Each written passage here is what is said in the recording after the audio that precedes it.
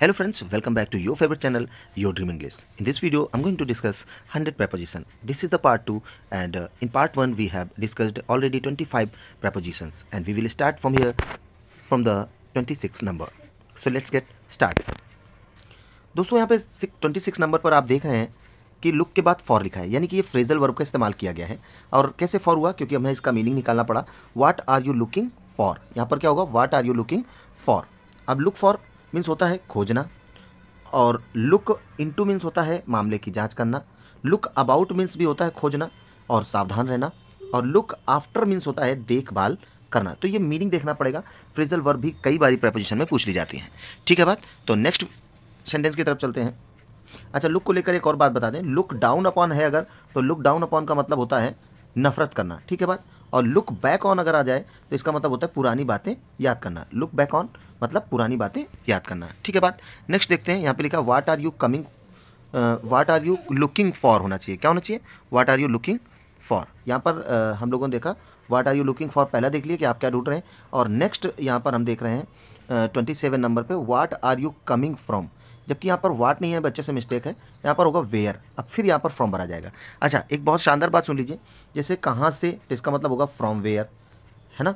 किस लिए, तो होगा फॉर वाट। अब जब इनका प्रयोग सेंटेंस में किया जाता है ना दोस्तों, तो ये प्रेपोजिशन वाला हिस्सा है ना, उसको सेंटेंस के बिल्कुल आखिर में रखते हैं, ध्यान रखिएगा। तो यहाँ पर सेंस है कि what are you looking for, वो हो गया what are you coming from नहीं, where are you coming from, ये सही रहेगा। नेक्स्ट सेंटेंस देखेंगे हम लोग। तो यहाँ पे लिखा है हुम आर यू टॉकिंग टू, आप किससे बात कर रहे हैं। तो टू हुम माने किससे होता है, तो यहाँ पे लिख दिया क्या। अब मैंने कहा है कि क्वेश्चन वर्ड के साथ अगर प्रेपोजिशन लगा है तो सेंटेंस के अंदर उसको सबसे लास्ट में लिखते हैं। ठीक है बात। तो यहाँ पर टू लास्ट में लिखा जाएगा और टॉक के साथ टू का इस्तेमाल करते हैं। I am fond of, fond के साथ ऑफ का ही प्रयोग करते हैं। 29 नंबर पर ध्यान दीजिएगा। और फिर लिखा the sun is over the clouds. यहाँ पर ध्यान रखिएगा, जब कोई चीज़ स्ट्रेट में ऊपर होती है, काफ़ी ऊंचाई में स्ट्रेट में ऊपर होती है, तो हम यूज़ करते हैं ओवर। ठीक है बात। और अगर मान लीजिए थोड़ा बहुत ऊपर है ना, तो उसके लिए हम अबव का इस्तेमाल करते हैं। ठीक है बात। तो जैसे मान लीजिए पक्षी हमारे ऊपर उड़ रहे हैं तो हम कहेंगे ओवर, क्योंकि स्ट्रेट सीधा उड़ रहे हैं, है ना, और काफ़ी ऊंचाई भी है, इस सेंस में हम ओवर का इस्तेमाल करते हैं। नेक्स्ट लिखा है लेकिन इस सेंटेंस के अंदर आप देख रहे हैं कि अबव भरा हुआ है। क्या है, the sun is above the cloud, क्योंकि एक्चुअल में जो स्ट्रेट स्थिति नहीं दिखा पा रहा है कि भाई बादल यहाँ भी हैं, यहाँ भी हैं, यहाँ भी हैं, तो बादल ही बादल है, तो कोई पर्टिकुलर बादल के ऊपर तो कह नहीं रहा, तो बादल बादलों के ऊपर है, इसलिए यहाँ पर अबव बता रहे हैं। और बादल काफ़ी जो है क्या कर रहे हैं कि वो स्ट्रेट स्थिति ना जता पाने की वजह से यहाँ पर अबव का इस्तेमाल किया गया है। अगर ये पक्षी का होता है स्ट्रेट सेंस देते हैं, हेड बिल्कुल बिल्कुल सीध में, अगर सूरज चमक रहा होता है, जैसे कि अब 12 बजे के आसपास मोस्टली गर्मियों में क्या होता है कि हमारे सर के ऊपर ही होता है, तो ओवर अवर हेड बोलेंगे वहाँ पर सन को। ठीक है, क्लाउड की वजह से यहाँ पे अबव भरा जाएगा। नेक्स्ट है the cat is under the table. यहाँ पर मेज है और मेज के नीचे कैट है, तो ये कैट अंडर है, किसी कवर कर रही है ना, तो अंडर द टेबल। नेक्स्ट देखेंगे 32 नंबर। तो यहाँ पे देख रहे हैं क्लाइम अप भी भर सकते हैं और क्लाइम ऑन टू भी भर सकते हैं। अच्छा देखिए, जैसे मान लीजिए डॉग है, तो ये डॉग है ना, तो ये बेड पर उसने क्या करा, जंप करा। ठीक है, अब जंप करके उसमें घुस तो गया नहीं, ऊपर ही रहा, इसलिए यहाँ पर ऑन टू का प्रयोग भी बेटर है। और जो कि चढ़ा है, तो चढ़ने के सेंस में अप का भी सही है। अगर ऑप्शन ऑन टू देता है तो ऑन टू सही है और अप भी सही है। वैसे जैसे पेड़ पर चढ़ने के लिए अप का इस्तेमाल करेंगे क्योंकि ऊपर की तरफ जा रहा है, इसमें ऑन टू मच बेटर रहेगा। कारण जब कोई चीज़ किसी चीज़ के लिए ऐसे गिरती है और उसमें प्रवेश नहीं कर पाती है, यानी सतह पर ही रह जाती है और गति होती है उसमें, और गति थोड़ी देर में समाप्त हो जाती है, तो उसके लिए ऑन टू का प्रयोग मच बेटर होता है।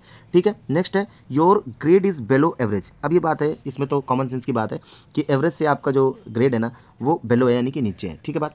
नेक्स्ट है the bird flew through the open window. अब देखिए खिड़की है, खिड़की खुली है, तो उसमें से होकर बर्ड्स क्या करे हैं, अंदर आ गई हैं, इसलिए में से होकर का सेंस देने की वजह से यहाँ पर थ्रू भरा जाएगा। ठीक है बात। नेक्स्ट यहाँ पर देख रहे हैं ही fell off his house horse.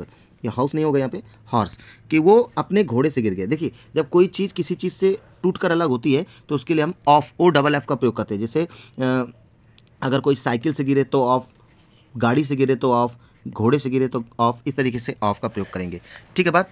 अब जैसे पेड़ से पत्ते टूट कर गिर रहे हैं तो वो ऑफ हो रहा है, fell off, O double F. ठीक है, अलग होने का सेंस है। ठीक है। और नेक्स्ट है यहाँ पर we can never satisfied with pleasure. हम लोग है ना, कैन बी होना चाहिए, वी कैन नेवर बी, यहाँ पे बी होगा, है ना, ठीक है। फिलहाल यहाँ बात प्रेपोजिशन की हो रही, तो यहाँ पे विथ भरा जाएगा।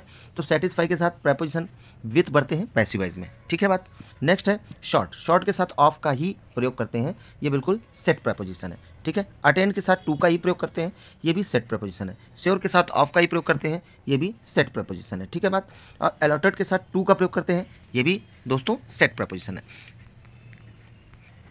हाँ तो दोस्तों नेक्स्ट सेंटेंस देखेंगे, यहाँ स्ट्रेंज के साथ टू मी, वो मेरे लिए अनजाना है, बिल्कुल सही है। मैरिड फॉर मनी, अब देखिए एक्टिव वाइज में अगर शादी की बात है तो कोई प्रेपोजिशन नहीं लगती।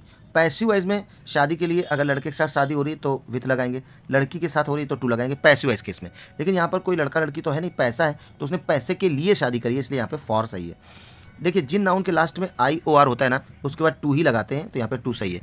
सुपीरियर, सीनियर, जूनियर, इंटीरियर, है ना, इस प्रकार से। प्रायर और टाग के साथ टू लगाते हैं, हम लोग ये भी पिछले सेंटेंस में सीखे थे, 100% सही है, ठीक है। हुम वाज ही होना चाहिए, यहाँ पे कोई ना कोई सब्जेक्ट होना चाहिए, देन आगे लिखेंगे टॉकिंग टू, ठीक है।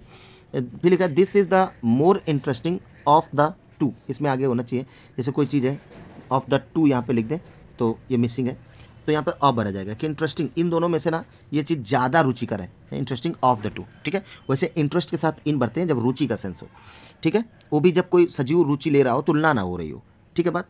कंसिस्ट के साथ दोस्तों इनका ही प्रयोग करते हैं, और ऑब्लिवियस के साथ ऑफ का ही प्रयोग करते हैं। और आपको बता दें ऑब्लिवियस मीन्स होता है बेखबर, जब किसी को किसी चीज़ की कोई मतलब पता नहीं होता, उसके लिए हम ऑब्लिवियस का प्रयोग करते हैं।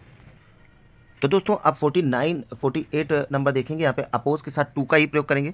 और नेक्स्ट यहाँ पर जो पार्ट लिखा है, पार्ट के साथ भी सेट प्रेपोजिशन ऑफ का प्रयोग करेंगे, और ओरिजिन के साथ विथ का ही प्रयोग करते हैं। तो यहाँ पर हम लोगों ने 50 डिस्कस कर लिए हैं, आगे की हम लोग नेक्स्ट वीडियो में डिस्कस करेंगे दोस्तों।